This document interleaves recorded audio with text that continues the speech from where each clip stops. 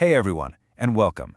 Today, we're going to dive into something really cool, the German language, and specifically how its words for free time can totally change the way you think about relaxation, fun, and just downtime. So let me ask you this. Do you ever feel kind of guilty for, doing absolutely nothing? I think we've all been there, right?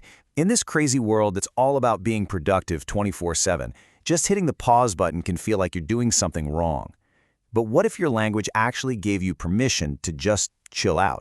Well, that's pretty much what you find in German. It's packed with words that don't just describe your free time, they actually celebrate it. It's like a little window into a culture that really gets how important that downtime is. All right, first up, let's talk about maybe the most radical idea of all, the actual art of doing nothing. You've got to love this word, faulenzen.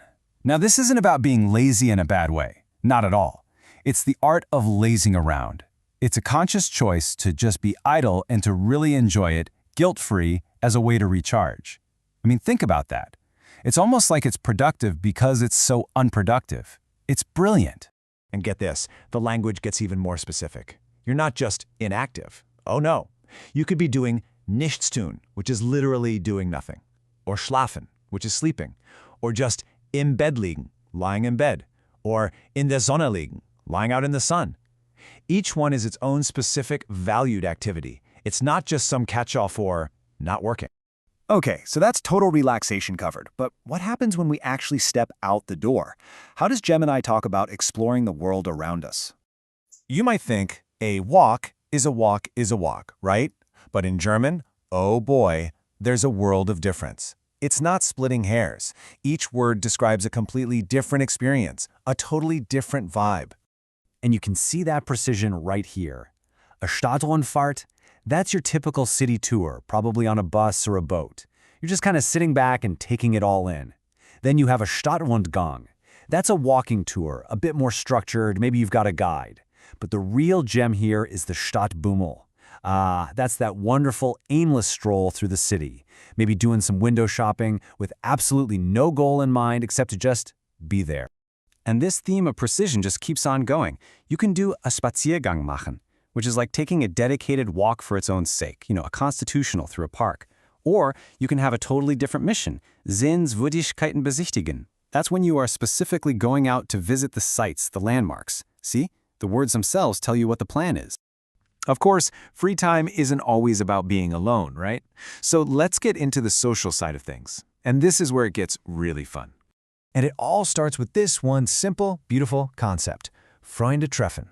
Meeting friends. That's the foundation. Notice the main event isn't going to the movies or grabbing a drink. It's simpler. It's just meeting your friends. Everything else comes after that. So what do you do together? Well, the options are fantastic. And look how many of them are about simple pleasures, especially food. You can meet up specifically for Eis essen, eating ice cream, or picnic machen, having a picnic. You can go to the movies, go to a club, or just try some local specialties. It's all about creating these very specific shared moments. All right, for our last category, let's talk about the stuff that engages your mind and your body. Everything from puzzles to soccer pitches. And this really shows you the whole spectrum, doesn't it? You can be super physical and play football, Fußball spielen. Or you can be cultural and visit exhibitions, Ausstellungen besuchen.